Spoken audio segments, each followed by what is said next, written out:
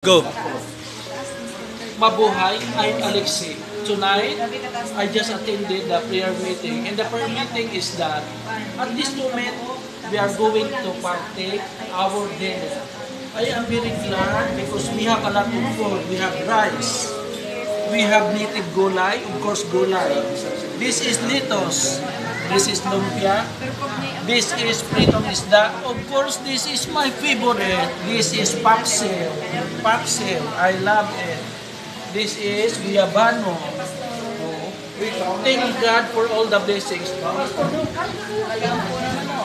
Tapos na, nag-pray na. Nag-pray na sa pagkudya.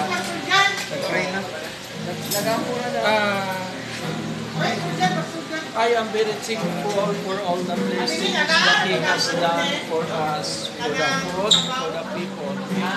Thank you once again. Thank you for those people who gave me the appreciations. And also joining with me in my YouTube channel. This is Alexi from Davao City, Philippines.